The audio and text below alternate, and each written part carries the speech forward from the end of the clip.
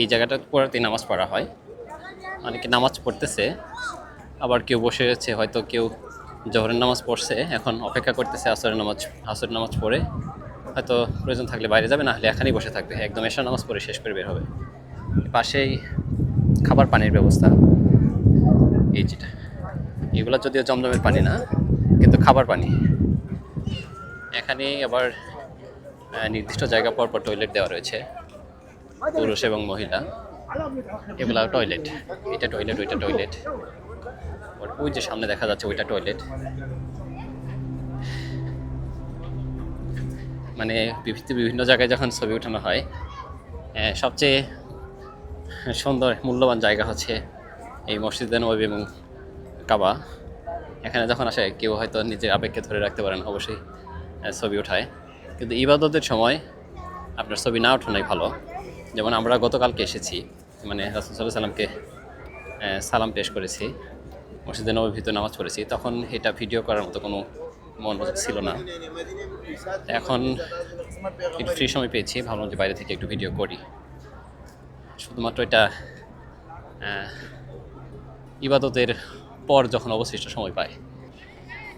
মদিনায় আগমনের পর মানে 622 খ্রিস্টাব্দে মোহাম্মদ সাল্লাল্লাহু আলাইহি সাল্লাম এই মসজিদ নির্মাণ করেন।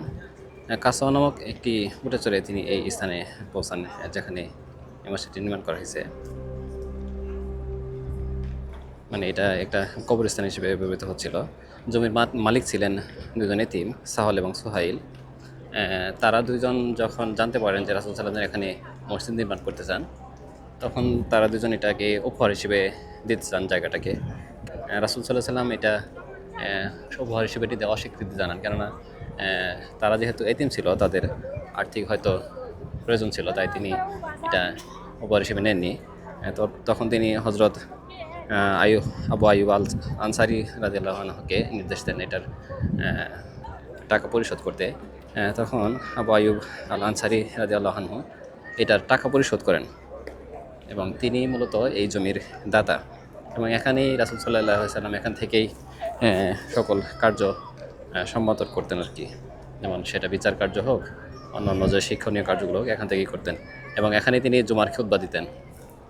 এবং পাশেই আপনার রাসূল সাল্লাল্লাহু আলাইহি সাল্লামের ঘর ছিল, মানে রাসূল সাল্লাল্লাহু আলাইহি সাল্লামের যে সবচেয়ে ছোট স্ত্রী হযরত আয়েশা রাদিয়াল্লাহু আনহা, তার ঘর ছিল। এর প্রথম দিকে এইটা আসলে এর কত জাঁকজমক ছিল এটা আমরা সবাই জানি, মানে খেজুর পাতা দিয়ে একটা ছাদ দিয়ে এটা আপনার নির্মাণ করা হয়েছিল। আস্তে আস্তে এটা সম্প্রসারিত হয়ে এবং জাঁকজমকপূর্ণ করা হয়। আমার পেছনে যে দেখতে পাচ্ছেন এটি হচ্ছে মসজিদে নববী, মানে নবীর মসজিদ। এটি ইসলামের দ্বিতীয় মসজিদ। মসজিদে কুবা পরে এই মসজিদটি নির্মাণ করা হয়। এটা নবীর মসজিদ বলার অন্যতম কারণ হচ্ছে রাসূল সাল্লাল্লাহু আলাইহি সাল্লাম এই মসজিদ নির্মাণে সরাসরি জড়িত ছিলেন। রাসূল সাল্লাল্লাহু আলাইহি সাল্লাম যেহেতু এটা সরাসরি নির্মাণের সাথে জড়িত ছিলেন, তাই এটাকে মসজিদে নববী বলা হয়, এবং ইসলাম ধর্মের দ্বিতীয় পবিত্রতম জায়গা এটা।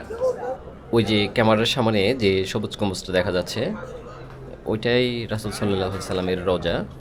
এটা মা আয়েশার ঘর ছিল, এবং রাসূল সাল্লাল্লাহু আলাইহি সাল্লামের ওফাতের পর সেখানেই তাকে সমাহিত করা হয়, এবং এটাই হচ্ছে তার রওজা।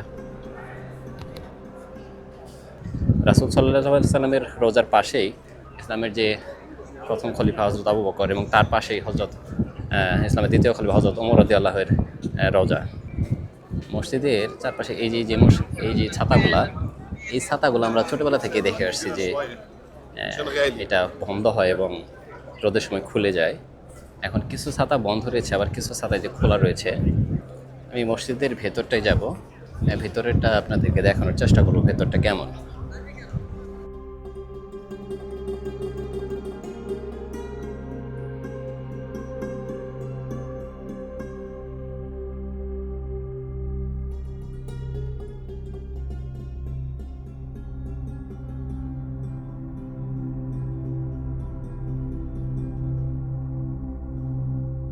আমি এখন রয়েছি মসজিদ নববীর ভেতরে।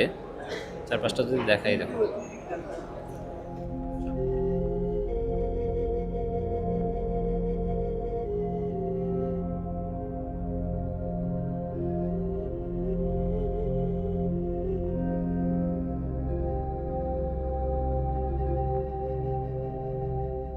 আসরের নামাজ মাত্র শেষ হয়েছে, সবাই নামাজ পড়ার পরে বসছে, কেউ কোরআন পড়তেছে, কেউ জিকির করতেছে। মাঝে মাঝে কোরআন রাখা হয়েছে এখানে। প্রত্যেকটা জায়গাতেই পিলারের পাশাপাশি কোরআন রাখা, মানে যে কেউ ইচ্ছা করলেই এখান থেকে যারাই বসতেছে বসে কোরআন পড়তেছে। মসজিদের সৌন্দর্য মানে খুবই অমায়িক, মন ছুঁয়ে যাওয়া। ভেতরে যে গম্বুজগুলো দেখো,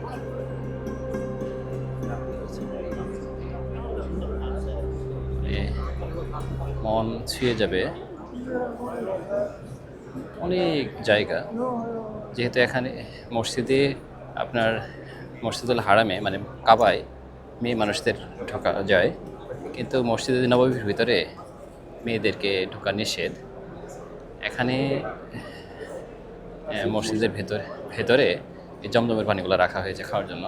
আবার যারা অসুস্থ তাদের জন্য এই চেয়ারের ব্যবস্থা রয়েছে, যে কেউ এখান থেকে এই চেয়ারগুলো নিয়ে আপনার ব্যবহার করতে পারে। আবার ব্যবহারের পরে যেন ফেরত রেখে যায় সেজন্য বলা হয়েছে এখানে।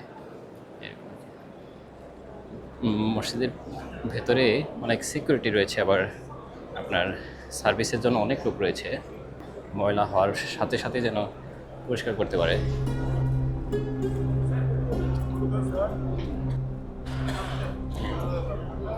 আসরের পরে সবাই নামাজ পড়ে, এরপরে যেহেতু আসর এবং মাগরিবের দূরত্বটা সময়ের পার্থক্য খুবই কম, তাই অনেকেই আসরের নামাজ পড়ে আর বাইরে যায় না, ভেতরেই নামাজ পড়ে।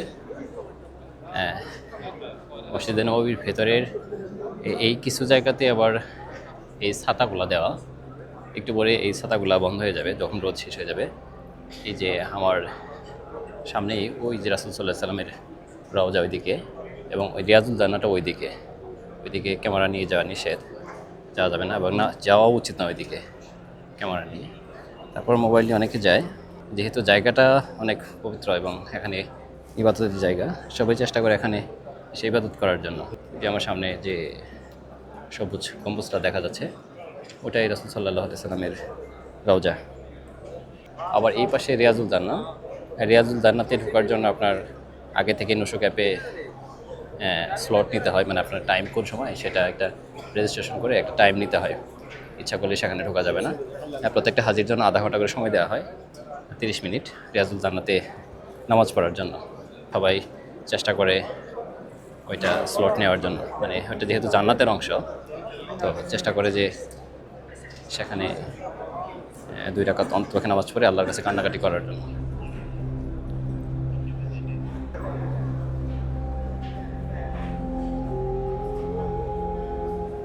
প্রত্যেকটা পিলারের আপনার গোড়াতেই এরকম অনেক কোরআন রাখা হয়েছে, সবাই পড়তেছে, আবার পড়ার পর এখানে রেখে দিচ্ছে।